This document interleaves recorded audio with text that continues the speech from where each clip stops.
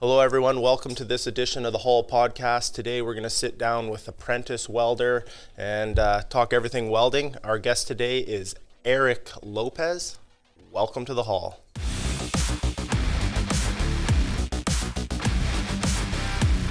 Hey, Eric. Hey, Ryan. Thanks for having me. Yeah, thanks for coming on. Yeah, it's been I've honestly seen you guys have your own podcast for like a while now, and I always imagined like you guys invited me, and so today's the day. So it's nice. It's a blessing. It was meant to happen because I just, on the way in this morning, it was raining pretty hard in the back parking lot, so I took a shortcut through the weld shop, and you were the first person I ran into, and next thing you know, we're sitting here. Yeah. No, honestly, I had the courage just to talk to you because I know you're always usually busy, and so I always see you running around the school, and I'm like, fuck, I won't be able to have a chance to talk to him. Yeah. But no, it's. I think my time now is right to talk to you because I have more of like a set in stone of like my career, and I enjoy this place. So all right, so let's back up then. So did you grow up in the Lower Mainland? Yeah. I was born here in Vancouver, and so my parents are from El Salvador. Okay, they're all in the trades, right? So my dad's a carpenter, painter, roofer, so I kind of grew up around that. My brother's a Red Seal boilermaker. Nice. And I came here almost like 3 years ago doing the outreach program for the kids, the teenagers, and I got a chance to do the 6-week program, and it was a blessing at the time because I got to see every trade. Yep. And it was great. I got to try flooring, scaffolding, welding, a little bit of ironworking. So at that time, I chose ironworking, and you guys helped me out. You guys set it up very nice for me, and so I couldn't ask for more. But that time it was when COVID hit, and so they canceled all the classes. I had to restart my course, and I didn't want to do that again, right? Yeah. Because it was just so mentally challenging for me, at least. That's why I was a rod buster for a while because that's a good job. Yeah, it was great. It was great for a while. Good money as a young person. I'm 24 now. At the time I was 22, and it wasn't too bad, But I didn't see myself go higher from that, especially being a smaller guy. I didn't want to ruin myself right at a young age. Yep. And so I decided to stop there and just reach out to different things, and I went to job. It's not a good thing, but also it kind of is because I got an experience level of different types of jobs, right? I got to communicate with other people. I got to be an assistant manager at a catering company. I did a little bit of roofing with my father, right? And so little parts of what I am today was trial and error. Yeah. Right, which isn't too bad. Everybody has to go on their own path. It's not bad at all because you can't. You are the person you are because of the experiences that you've had. Yeah. And so everybody has a different path going. Career path, life path, whatever you want to look at it. So all those different jobs, you've probably picked up something. You learned something. Ideally, you learned something in every one. And that's what that's how you grow and develop, right? Yeah, and I didn't see myself fitting in to any of those jobs, right? It was great money again, right? But to me, the money is not so important as like the future for me, right? And I saw myself kind of always sticking with trades and trying to find myself like in a sweet spot where I feel comfortable and I actually am excited to get up, right? And that's what welding came in. Yep. I saw you at the P&E like almost a year ago. Yeah. And you guys were just reaching out to people, right? You guys were telling them, hey, come by down the school, come by down the union, see what we're all about. Yep. And I was with my mother at that time. And so, she told me, she convinced me, she said, go ahead and go back because they treated you well last time. And so, I took a chance. I came back for my foundations 6 months ago. Yep. I didn't have any experience at the time. I didn't have a chance to go back to work, but I said, you know what, fuck it, I'm gonna go back for my level B. Yep. And I had no time wasted. I came back, did all my effort. You know, I gave all my love and appreciation for the craft, right? Yep. You did your foundations here? Yeah, foundations here, and level B here. Yep. So you know, I want to go for my level A, and then you know, further on and beyond, right? Yeah. That's the nice thing about foundations, and that's, you know, kind of the way it's designed. So there's foundation programs in all trades. I shouldn't say that. I'm assuming in a lot of trades, and I know some of the other trades throughout the BC building trades have these foundation courses, and they're designed exactly for that person to come in that doesn't have that experience. It's, you know, you're not already a hobby welder or whatever, and if you were, that's fine. But it's designed for you to come in with kind of a blank slate and develop the skills.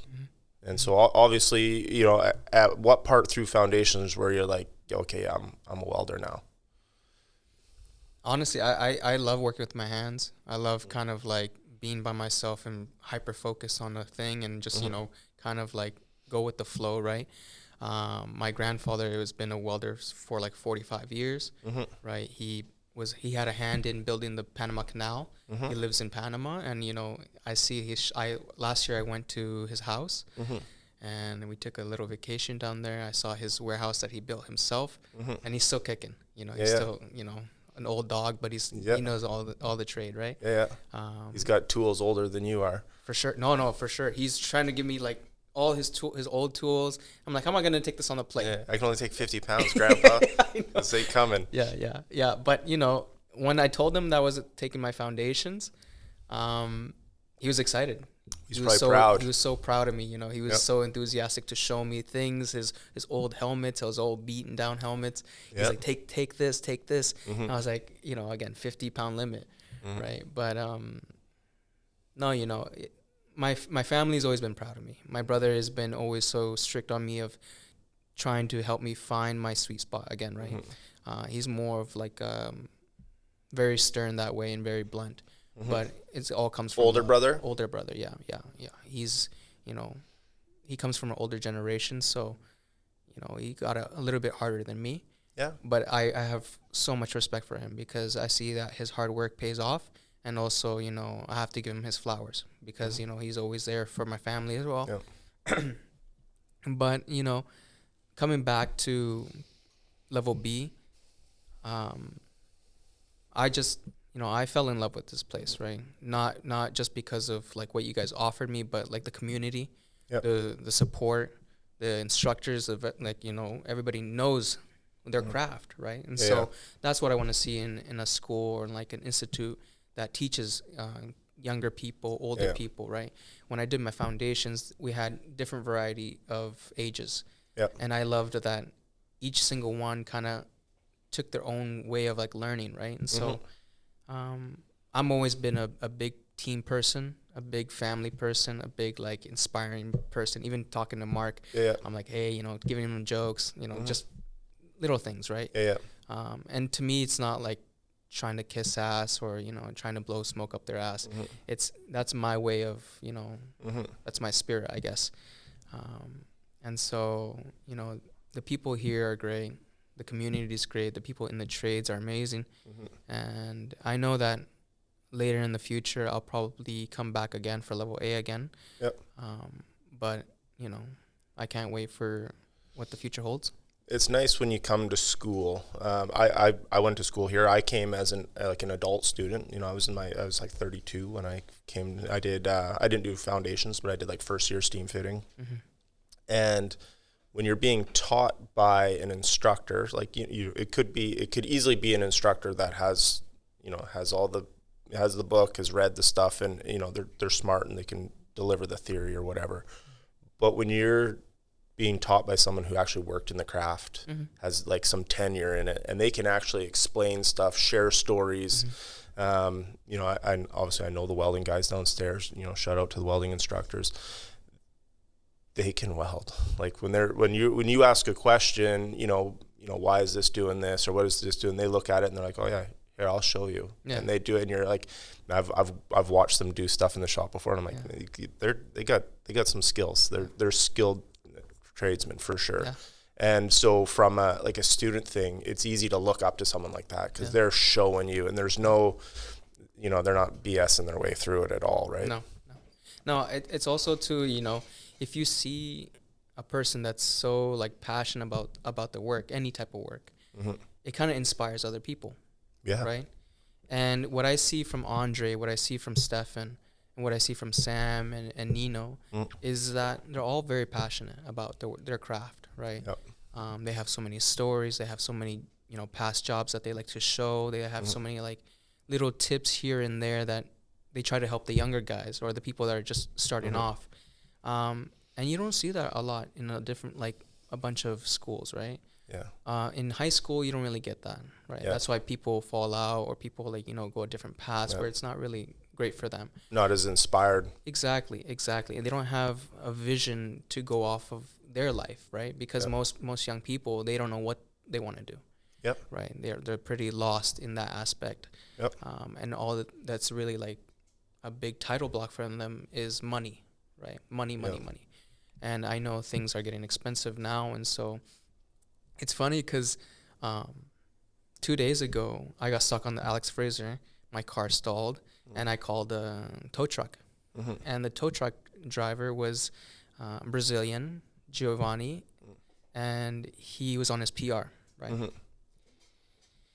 And I was chatting with him, and I asked him. I said, "Are you going to school?" He goes, "Yeah, I'm taking French classes, right?" It's typical PR things. Yep. And I told him, I said, "Hey, you know where I'm going right now is a school, and it's also part of a union, and it's great." And I was like trying to convince him to come here, and he was like, "Do you have a card?" And I was like, "Yeah, they don't do just welding. They do like plumbing, they do pipe fitting. They have so many like training things that you can get there." And I was trying to sell him on it. I wasn't like, trying to, represent at the time, but I just said it from the heart. I was like, this place is amazing. Why can't I not share with other people, right? Yeah. Well, it's perfect from your standpoint. It's, it's selling something that's easy to sell when you've lived it. Like I benefited in the same way, similar to how you're benefited when I joined the hall. And so when I'm talking to individuals that don't know, what the union does or how the school operates or whatever, I can honestly just share my story. This is what I did. This is how I came in. This is how I joined whatever. Right. And so same for you. You can be like, you see someone at a job, maybe they're just doing it to make ends meet or whatever. And you're like, hey man, like I did this. Yeah. You can do it too. Yeah. And that's a lot of people in the world, whether it's like fitness or whatever, they look at other people and go, if that person did it, I could probably do it. Right. And some people don't want to take the plunge themselves first until, it's you're in a unique position to be able to say, hey, and that's like, I did this, man. You could jump in there too. Right. No, I'm telling you, Ryan, I have been everywhere. I have wasted so much time. I have neglected my own happiness. I've kind of put aside my own, kind of satisfaction of like, I'm doing work that I love, right? And this is the only place I feel that. Yeah. This is the only place where I feel free in a sense of like, doing what I love to do every day, even though I miss a couple days, but I'm always eager to come back. If I'm sick, I'm always waiting to come back. Yep. If I have time off, I'm always waiting to come back. And even if you ask my other coworkers or classmates, I'm like, what did you guys do over the weekend? Like, fuck, I did nothing. I was thinking about welding the whole time. Yeah. I was like, oh, me too. Right? And that's what you want to see. Yeah. That little spark in everybody, right? Because again, you can find that in electricians, you can find that in pipe fitters, right? They always have that drive. And what I like about tradesmen is that they have a sense of determination, but also resilience in them, right? They don't want to finish something that's not done yet. Well, it's a different career when you look at it. Like if you went to like an accountant or maybe a physician or someone, you're like, hey, like how's your job? and they would describe it to you, the things they like, or maybe the things they don't like, or what they want to change, or how they want to grow whatever industry they're in. But if you talk to a tradesman, you're like, hey, hey, Eric, like, how's welding? You're like, look at this. And you're pulling out your phone, right? And you're like, look at this. I did this. Look at this place I worked, look at this. And that's like a trades thing. Like, what's the meme? It's like you're driving with your kids and you're like, I worked on that building. My brother does that. Right. That's why I have so much respect. Sorry to interrupt you, but I have so much respect for my brother because he's very quiet. He's very quiet. He's not like me. He's not outspoken. He's very kept to himself. He's very, but when he's with us, like in a family reunion or something, he's always telling us about his job, and I see his eyes light up. Yeah. Right. And that little moment is so precious to me because I'm like, wow. And I encourage him to talk about it, right? Because I wanna kind of keep that moment there. Yeah. But he's always he's a great role model for me, right? Even through his sins and through his missteps, he's always been kind of setting me in stone, right? And so I always looked up to that. Well, the thing about that, and anyone that's younger that's listening or watching, there was at a point in my life where I realized that older people generally are speaking from experience. Oh yeah. And if they're speaking from experience, especially if they're handing out advice, good, bad, or other, I'm gonna take that second to just listen, because potentially they went through some struggles to learn that knowledge. And if you got your older brother going, get in the trades, get your certificates or get your red seal, do these things, it's probably because he's kind of done the long route on that himself, right? And a lot of time you look back and you go, man, shoulda, coulda, woulda. Like, I wish I joined the hall when I was 20. But it's never too late. Honestly, I found out at an age now, I'm what they call me is an old spirit, right? Because I kind of talk in a manner of like, I feel like I know it all, but it's not about like being prideful or just speaking out of my ass, right? It's honestly the things that I've seen from people, from families, from individuals, is that everybody has a chance to learn. Everybody has a continuous learning stage in their life, right? Whether you're 75, whether if you're 25. Yep.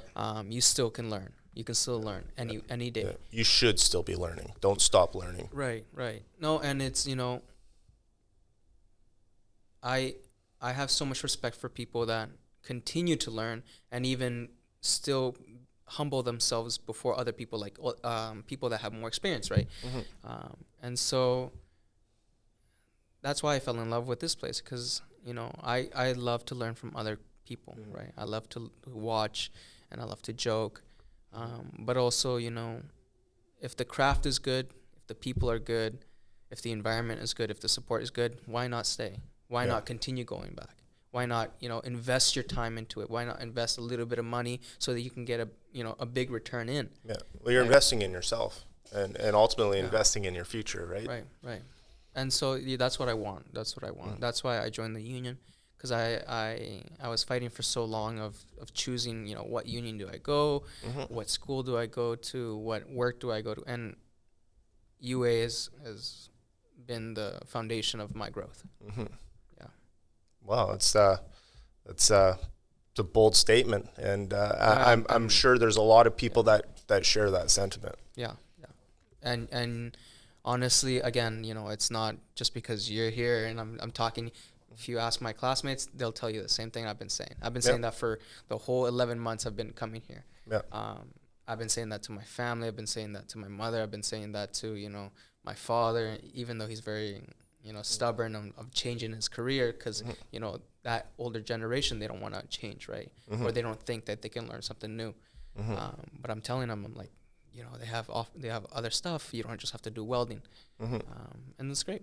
It's great. So for any of the apprentice welders that are listening, or anyone for that matter, so you did foundation, well, you got CWBs, all position sticks, stuff like that. Yeah. They offered the CWB flux core. They offered the CWB stick, and at the time it was like a little nerve-wracking, but it's not too bad. You're day in, day out. You're doing the same thing, right? And then if you think about, just having another day, but with like with an inspector, just checking it, it's not too bad. It's not too bad at the end of the day.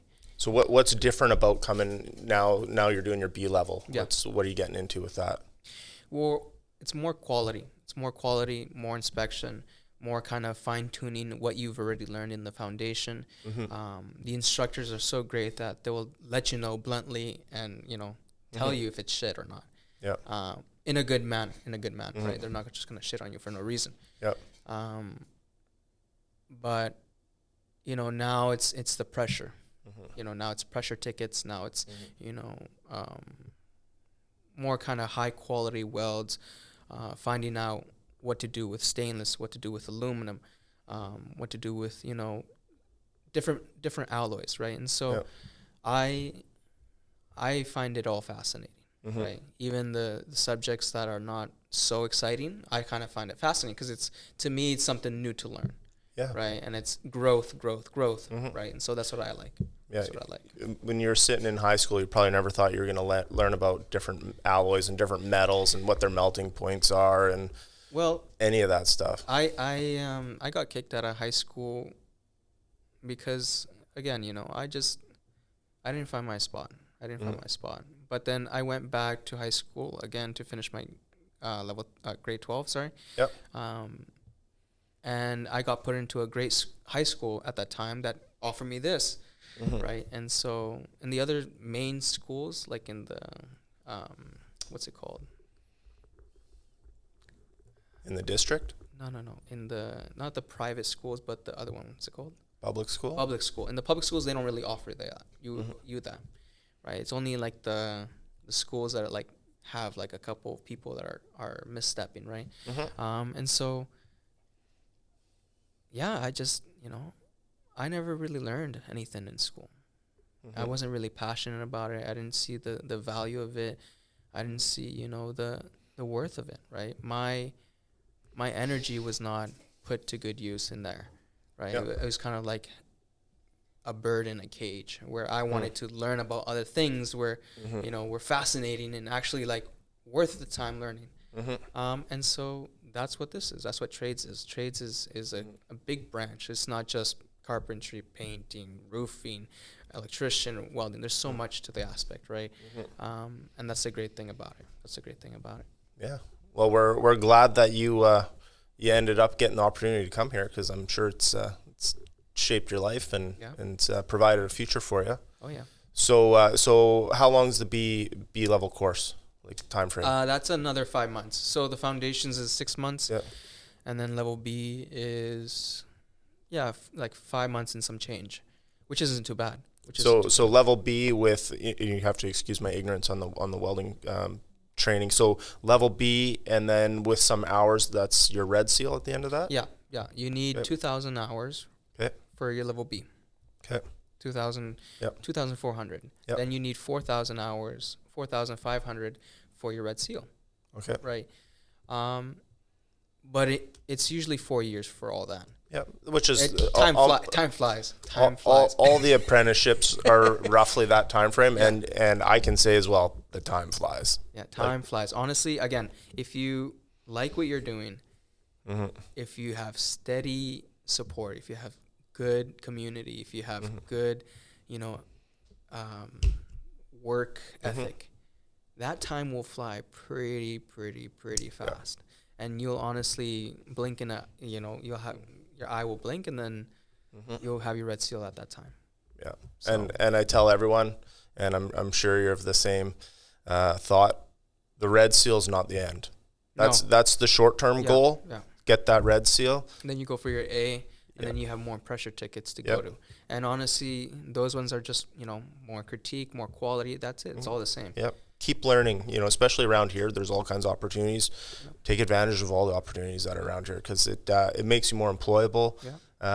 And it keeps you learning, keeps you developing, right? So. Right. No, it's great. It's great. Any closing thoughts? Yeah, Mark promised me a sticker. I'm not too sure if he's going to give me that. Yeah, no, he'll make good on his promises for sure. Okay. All right. Well, we'll wrap it up and get you back downstairs in the booth. We kind of just threw this together quick. It's No, thanks guys for having me. Honestly, again, you know, I have never thought that I was going to be on a podcast or kind of like be a guest on anything really, right? Because I've kind of grown up to keep myself just working and focused on what I'm doing, right? I don't have time to really like give out too much. And the time that I do give out, I try to be friendly. I try to, you know, just encourage other people, even though I'm not doing most of the stuff that I'm saying. But, you know, that encouragement to others is what I like to see. I like to see other people grow. I like to see other people expand their knowledge. I like to help other people find their spot, find their comfort, you know, and I don't, you know, I don't hold anything back, because it's like I wanna learn as much so then I can tell other people as well. Right? Yeah. So well, from a chance meeting at the pipe fitter patio to downstairs working in the weld shop and sitting here on the podcast, obviously the energy you put out's coming back. So you guys were closing in like 5 minutes too. I remember it was like closing time, and I was like, I looked at it and I was like, what the? I was like, you guys are there's a booth here, and you guys were hidden so far back, and I was like, I was walking all over the P&E, and I didn't see you guys until the very end, and so I was like, oh, nobody's here, and I just saw you sitting down, and I was like, okay, I'm gonna go talk to him. I was sitting on the job. No, it was at that time it was already like, you know, really closing time. You guys were setting up the tables ready to go, and so I'm glad, and I had the courage to come up. Yeah. So yeah. Well, hey, I thank you for that. I thank you for your time coming on here, and look forward to shaking your hand when you got your red seal. For sure. Awesome. Thanks, man. Appreciate it. And Mark, the hat here, is this giveaway, or is this is for him? All right. Thank you, Mark. Milwaukee, our unofficial sponsor. There's a hat for you. This is better than the sticker, and it comes with the sticker. Yeah, there you go. Thank you, Chief. All right. Yeah, that was awesome, man. I appreciate it.